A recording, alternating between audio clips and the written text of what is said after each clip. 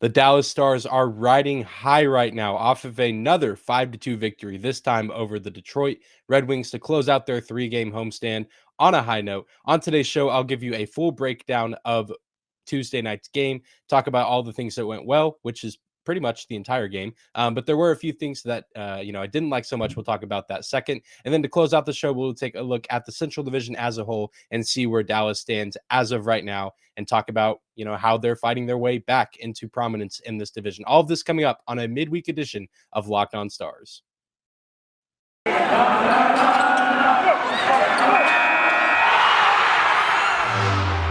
Your Locked On Stars, your daily podcast on the Dallas Stars. Part of the Locked On Podcast Network. Your team every day.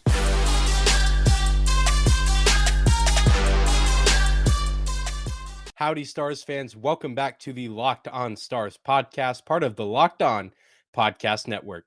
Your team every day. I'm your host, Dane Lewis, and you are locked on the Dallas Stars. It is Wednesday, November 17th. We're halfway through the week, folks. It's hump day. We're making it. We're doing it. And the Dallas Stars are helping us make it through this week, notching their second win ever since their player-only meeting after their loss to Nashville last Wednesday. The Dallas Stars are currently undefeated since having that meeting. Undefeated since Rick Bowness came out for his post-game presser and said, we know what's wrong with this team and we know how to fix it, before storming off to go back to, I assume, the locker room or just to go home. But so far, Coach Bowness and company are living up to that promise. So lots to talk about today. Again, Dallas coming off a 5-2 win over the Detroit Red Wings last night. Very exciting game. Very exciting to see Dallas close out this homestand on a high note after starting it on a pretty low note with that loss to Nashville. And they need all the momentum they can get because their next opponent, the Minnesota Wild, are off to a very, very nice start this season. And playing them on the road will be no easy task. But before we jump into all the details of today's episode, breaking down last night's big win, I want to take a moment and say thank you for stopping by today's episode of Locked On Stars. Whether this is your first time here or you are a recurring listener, thank you for stopping by the show. Truly means a lot to me. Thank you for making Locked On Stars your first listen of the day. Be sure to subscribe and follow the podcast wherever you get your shows at, whether that's on Apple, Spotify, YouTube, you name it. Be sure to follow, subscribe, leave a review if you like what you hear. And I truly do appreciate it. I do appreciate you guys listening to the show every day, making this your one-stop shop for all things Dallas Stars. But without any further hesitation, let's jump into last night's game. Before I give you my biggest takeaway from the game, I have to take a moment and recognize the greatness that is Joe Pavelski, not just as a Dallas Star, but as a National Hockey League player in general. Last night, Joe Pavelski played his 1100th career game in the National Hockey League last night. He's the 28th American-born player to reach that milestone. So ton of respect to Joe Pavelski for playing the game as long as he has. He's at age 37, aging like fine wine. He's currently on an active point streak that has lasted 7 games, including last night's win over the Red Wings. So age, is not slowing him down by any means. And that is good news for people that will enjoy watching the Dallas Stars. It's good news for his teammates. It's good news for his coaches, because he has been a key contributor to this team so far and their successes, like I said, on a current 7-game point streak. That sounds right. But nonetheless, hats off to Joe Pavelski. Ton of respect for what he's done in this league. Obviously a staple with the San Jose Sharks for several seasons, and now recently has come over to Dallas and made an impact from the get-go, a key contributor in that Stanley Cup run back in 2020, one of the best players on the team last season, leading the team in points, and now doing his fair share to help the Dallas Stars be relevant this season as they look to make it back to the postseason. So hats off to number 16, Joe Pavelski, on a crazy good career so far.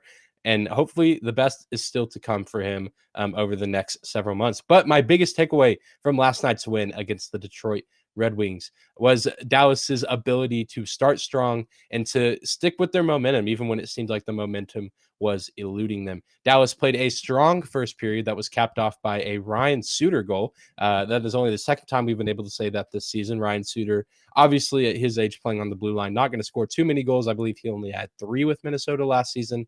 But nice to see Ryan Suter score the goal. And I think this goal in particular was really nice because just of the way that he scored it. I think it was scored as a result of just sappy veteran play from a guy like Ryan Suter. There was a lot of traffic around the net. I know last night's game was exclusively broadcast on ESPN Plus and Hulu, so was not as accessible to everybody. I know is normally when it is broadcast on, excuse me, broadcasted on Bally Sports Southwest with Josh Bogard and Daryl Ray. But if you were able to tune into the broadcast, you heard them talk about the traffic that was kind of filled in around the net. And I think Ryan Suter saw that. I think Alex Nedeljkovic, the goalie for the Detroit Red Wings, wasn't able to kind of see where the puck was. I think he was having trouble seeing it because of all the bodies around the net. And I think Ryan Suter realized that. He shoots the puck and he puts it in the back of the net to send Dallas into the first intermission with a 1-0 lead. That was absolutely huge. And then Dallas builds off of that. Notoriously, their second periods have been very, very bad this season. And this one still was far from perfect, especially at the back half of it. But to start out, Dallas could do no wrong in the start of the second period. Miro Heiskanen and Jamie Benn connected to put Dallas up by double digits. A nice shot from the blue line from Miro Heiskanen that deflected off the captain to give Dallas a 2-0 lead. Roope Hintz continued to build off of that. Dallas did not stop there. Roope Hintz continues to stay on fire, notching his third goal in 3 games. He put Dallas up 3-0. Dallas surrendered the lead a little bit. It eventually got cut down to 3-2 into the second period, which we'll talk about a little later.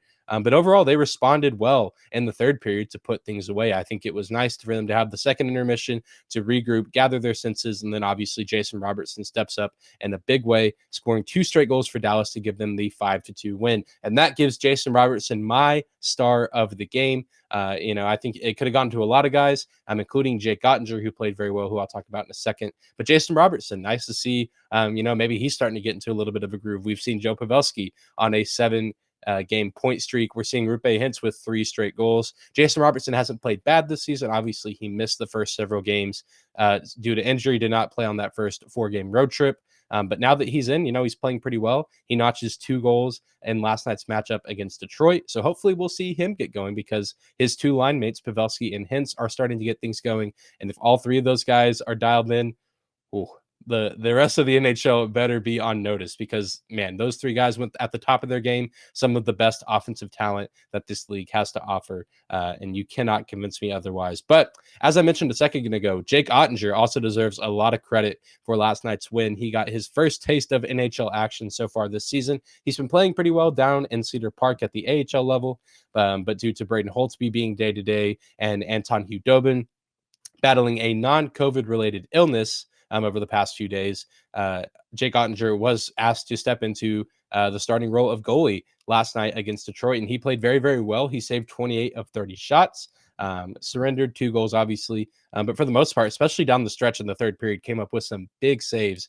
So really liked what I saw from number 29 between the pipes last night.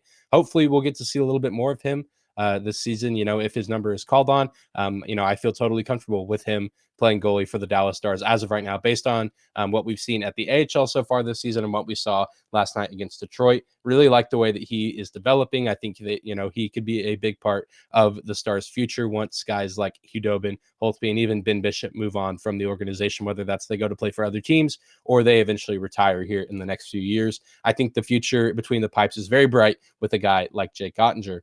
Some other notes about the Dallas Stars after last night's big win. Dallas now has 10 goals over their past 2 games while only surrendering 4. The power play streak did end, but Dallas only had 1 opportunity on the power play last night. So I don't think that's too much of a cause for concern. Obviously, the 5-on-5 offense was doing just fine on their own, scoring 4 goals and then 1 uncontested goal near the end of the game to put them up 5-2. So I don't think anything to be alarmed about the Dallas Stars power play. Only 1 opportunity. They didn't execute. But the team played well in pretty much every other area of the game, and that helped them secure the win. So really, really like what I'm seeing from the Dallas Stars whenever they're playing 5-on-5, which hasn't been something I've been able to say very much over this entire season. So hopefully I'll get to continue talking about that as this season continues on. Coming up next on today's episode of Locked On Stars, I want to take a quick moment and talk about some improvements that the Stars can make as they prepare to face their division rivals, the Minnesota Wild. Not too many negatives from last night's matchup with the Red Wings, but some things that, I think that we need, as fans, need to be on the lookout for Dallas to improve as they prepare to play on Thursday in Minnesota. But before we do that, I want to take a moment and say thank you to one of the sponsors of today's episode, and that is Built Bar. I absolutely love this time of year, Thanksgiving and Christmas, all the good food, all the good treats, time with family and friends. My mom in particular, man, she is fantastic when it comes to cooking and baking. She makes some of the best food and best desserts that I've ever had. Obviously, I'm biased. You probably feel that way about your mom or your grandma, your aunts. Man, great time of year, especially when it comes to food. But all of that holiday food can pile up, and sometimes you might want a yummy dessert that isn't so full of calories and sugar. Well, it's the perfect time for a Built Bar. Built Bar is the new holiday dessert. You can feast on something delicious and feel good about it. One slice of pie has upwards of 300 calories, and that's on the low end more often than not. Most Built Bars, on the other hand, only have 130 calories with only 4 grams of sugar and plenty of protein. So replace that coconut cream pie with a coconut Built Bar, or go for a raspberry Built Bar instead of that slice of raspberry pie. Lots of great flavors to choose from to replace any slice of pie, because Built Bars are low in calorie, low in carbs, low in fat, and high in protein. You can also share some of your Built Bars with your family or friends, at holiday gatherings. I'm sure they'll really appreciate getting a delicious treat that still tastes amazing, but is a little better for them in the long run than maybe a piece of pie or a slice of cake. You can go to built.com right now and use promo code LOCKED15, and you'll get 15% off your order. Again, use promo code LOCKED15 for 15% off at built.com. Next on today's episode of Locked On Stars, I want to take a quick moment and talk about some of the things that the Dallas Stars need to improve upon before they take the ice again on Thursday against the Minnesota Wild. And I think the first thing that kind of comes to mind, Dallas, like I said at the end of last segment, only had one opportunity on the power play. That is the case for the Detroit Red Wings. They only had one opportunity on the power play. However, they did convert on their opportunity via a goal from their captain, Dylan Larkin. But I just think, it wasn't good to see, the penalty in general, but just who committed the penalty and the time of the penalty. John Klingberg, checking that first box, a guy that, he gets called for tripping on Robbie Fabry. You don't want to see a guy like John Klingberg get, put in the penalty box. We've talked about this, myself, and then also Saad Youssef of The Athletic when we've had him on the show. You talk about, guys that if you're going to be on the penalty kill, you need guys like John Klingberg to be available to be on those units, because he's one of the best penalty killers on the team, one of the best defensemen on this team, and a guy that, you just can't afford to have in the penalty box. But also just the time that he committed the penalty. Dallas had already surrendered one goal. The game was currently at 3-1. And then committing the penalty, letting Detroit go on the power play, allows them to crawl back into the game a little bit and make the score 3-2. Obviously, Dallas, it worked out in the end. Dallas was able to maintain some of their momentum into the third period, and they ended up winning the game. But allowing Dylan Larkin to score that goal on the power play, just not ideal for Dallas. Obviously, it was nice that penalties weren't a huge problem for the team, but just the guy that committed it and the time that it was committed, just poor execution all around from Dallas. And I know John Klingberg knows that he's better than that. That I don't think that's something that hopefully we'll grow accustomed to seeing with John. Obviously a veteran in this league, a veteran with this team. He knows what he needs to do and how he needs to play. I think that that's something that won't necessarily be an issue, but something, that he and the other guys that are typically on our penalty kills for Dallas need to be mindful of over these next several games, because we can't really allow too many power play opportunities for some of these next teams, especially the Edmonton Oilers, sitting just below 50% efficiency on their power plays. So definitely need to clean up the discipline as far as penalties goes for these next few games against these next few opponents that Dallas will face. And speaking, kind of building off of that power play point or penalty kill point, whichever you'd like to call it, it is worth noting that Dallas did kind of try to blow the lead that they had. I was talking last segment, how they built up this nice 3-0 lead. I, watching the game at home, was getting very, very excited. I was going crazy on Twitter, sending out all these crazy, obnoxious tweets. It felt like maybe they weren't obnoxious. I feel like you guys were interacting with them pretty well, which I always do appreciate. But it felt nice to see Dallas not just with a 2-0 lead, but with a 3-0 lead, dominating the game offensively. Jake Ottinger was in the zone. The defense was playing very, very well. And then they kind of I don't want to say fell apart, but they just kind of let Detroit crawl back into the game when Detroit really up to that point had no business being in the game. And so just kind of frustrating to see. Again, like I said, obviously it worked out in the end. Dallas gets the win. They found a way to, pull back ahead in the third period. But that's just something that, Dallas can't be doing for the rest of the season, but especially over this next 3-4 game stretch, at Minnesota, then games against St. Louis, Edmonton, and Colorado. I almost said Arizona. They will play Arizona after Colorado. But I'm not as worried about them as I am some of these other teams. But teams like Edmonton, St. Louis, and even Minnesota, Colorado. I mean, if those teams, if Dallas is somehow able to build a 3-0 lead against any of those teams, which I don't think will happen, but would be a nice surprise, Dallas cannot afford to surrender any of that momentum or surrender any of that ground. Because as good as Detroit is, I don't think that they're, at their peak yet for where they can be. I think that their future is very bright. They're a very good, young, talented team. But definitely, I don't think up to the level of, your Minnesotas, your St. Louis's, and your Edmontons. Like those kind of teams. But those three teams that I just named, those are teams that, if Dallas were to give that same opportunity to those three teams, that those teams would absolutely pounce on that opportunity, tie the game, or even retake the lead or take the lead for the first time. And they probably wouldn't give it back. And I think that would take a lot of wind out of Dallas's sails. And so that's just something that Dallas needs to be mindful of over these next few games. As good teams will take advantage of those opportunities where, Dallas is going to allow a team to fight back into a game and, make it an interesting game again. The really, really good teams in this league will pounce on that opportunity in a heartbeat and make you pay. And so something that, hopefully shouldn't be too much of a cause for concern if Dallas is able to build strong leads against any of these good teams over the next week or so. Hopefully we see, Rick Bowness and company do what they need to do in order to maintain that lead. And the last thing I want to talk about, maybe this is just nitpicking, and I don't know, maybe some of you are frustrated about it too. But there was a bit near the end of the game where obviously Detroit being down 4-2, they pulled Nedeljkovic out of the goal with about 2.5 minutes left. And there was like a sequence where Dallas had the puck in their offensive zone without Nedeljkovic down there. But Dallas just could not score the puck instantly while having it in their offensive zone.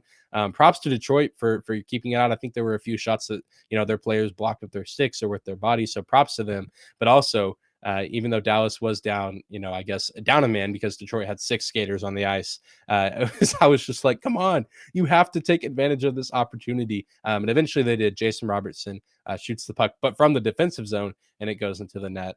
It worked out in the end. I'm not too worried. Again, I'm probably nitpicking, not actually concerned about that. That's just something that in the moment watching it, I was like, oh my gosh, we have to score, because what if Detroit comes back down the ice with the 6-man advantage, or the man advantage with 6 skaters on the ice?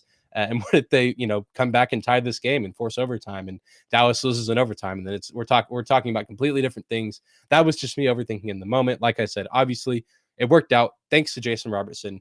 And I don't actually know who won the faceoff that time, but that shot came off of a faceoff. So shout out to whoever won that faceoff, maybe Joe Pavelski.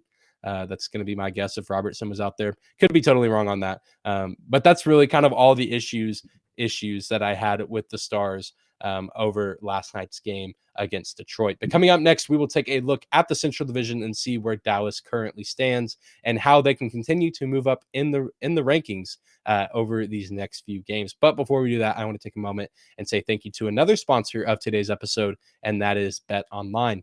BetOnline is back and better than ever with a new web interface for the start of basketball season with more props, odds, and lines than ever before. BetOnline remains your number one spot for all the basketball and football action this season. Head to the new updated desktop or mobile website to sign up today and receive your 50% welcome bonus on your first deposit.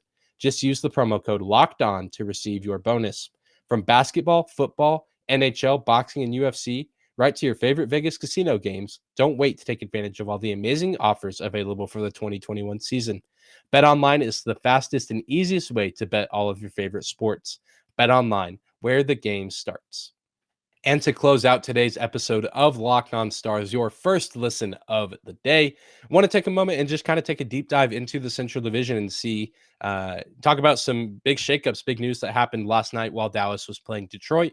and just kind of give some outlook and insight on how Dallas can continue to fight their way back closer to the top of this division, in a division that has been very competitive and very stacked and full of talent so far early in this season. With Dallas's win last night, it was a big win, not only for their own self-confidence, not only for them gaining 2 points, but it also helped a small amount in the standings, because while they were beating Detroit, Nashville was losing to Toronto 3-0. St. Louis lost to Arizona 3-2. And I believe St. Louis was playing at home. Gross, embarrassing. Minnesota lost 4-1 to San Jose. Definitely worth noting, as Dallas looks to play them next. They're coming off a 4-1 loss to the San Jose Sharks at home, nonetheless. Winnipeg did beat Edmonton 5-2, which is a very, very impressive win, and makes Dallas' shootout loss to Winnipeg early in this season maybe sting a little bit less. Obviously, still stings a little bit because Dallas had an opportunity to win that game.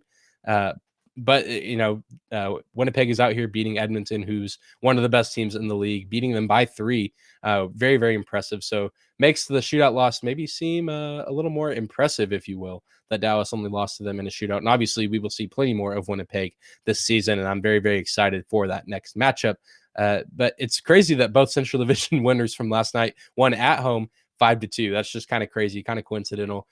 Don't know how often things like that happen, but that was the case. Both Dallas and Winnipeg won on their home ice 5-2 over their respective opponents. Dallas currently sits at 5th in the Central Division with 14 points. Thursday's matchup with Minnesota will be absolutely crucial. They have to come away with some sort of points, whether that's an outright win with 2 or even a overtime or shootout loss. Obviously not ideal, but I think, as a Stars fan and as the Dallas Stars team, you can take that and you can live with that, snagging a point on the road against one of the best teams in the division. It's an absolutely crucial matchup. Minnesota currently sits at 20 points right now, second in the division, while Winnipeg leads the division with 21 points. Dallas is slowly digging themselves out of the hole that they dug themselves into. And this next 4-game stretch will be very tough. It's a very tough test. But I think, with how the Stars have played lately over these past 2 games, I think that they're up for the challenge. At Minnesota, and then 3 games at home against some really, really good teams in St. Louis, Edmonton, and Colorado. Absolutely huge for the Dallas Stars to, actually prove that these past 2 games haven't been a fluke, that this team actually has made the right changes to their roster and that they're doing the right things now, and slowly climbing their way back into relevance in this league. Because I feel like right now, and rightfully so, over the past few games before these 2 wins, not many people were talking about the Dallas Stars, unless it was about how bad they'd been playing, how bad the offense was, and how many goals they were surrendering, how many turnovers they were surrendering, and how poorly they were getting the puck out of their defensive zone. But now Dallas has a huge opportunity to show that it was just kind of a backslide. Most teams will hit, a cold point in the season at least once. Hopefully Dallas just hit theirs early on in the season, and they can continue to build themselves up and establish themselves as, a playoff contender, and hopefully a deep playoff contender this season. So very, very excited to see how this Dallas Stars team performs over the next 4 or 5 games. But that's going to do it for today's episode of Locked On Stars. Be sure to tune in tomorrow for a preview of Dallas's matchup against the Minnesota Wild. I will be joined by the host of Locked On Wild, Seth Topal. So very excited about that. I know Seth and I teamed up earlier in the offseason, just doing some Central Division previews, talking about the Central Division and whatnot. But now we get to team up on a preview for our 2 teams playing one another for the first time this season. So you'll definitely want to tune into that. Seth is a great guy, brings a lot of energy to his shows. So I'm very excited to work with him to cover our 2 teams. But thank you guys for making Locked On Stars your first listen of the day. Now go make your second listen of the day, the Locked On Bets podcast, your daily one-stop shop for all your gambling needs. Locked On Bets, hosted by your boy Q, with expert analysis and insight from Lee Sterling. Be sure to subscribe and follow Locked On Stars if you do not do so already. You can subscribe on your favorite podcasting platform as well as on YouTube. We've been sitting at around 55 subscribers as of right now. So if you could do me a huge favor and go subscribe on YouTube, I would truly appreciate that a ton. Be sure to leave a review on the podcast if you like what you hear. I do appreciate all the follows, subscriptions, reviews that you guys leave. You guys are great listeners, great supporters, and I truly do appreciate every single one of you. Be sure to follow me on Twitter at Dane_Lewis. That's at DANE 2_LEWIS. You can also find the show's Twitter account at Locked On Stars. But that's going to do it for today's episode. Thank you guys so much for listening, and we will see you back here tomorrow for a preview of Dallas's game against the Minnesota Wild.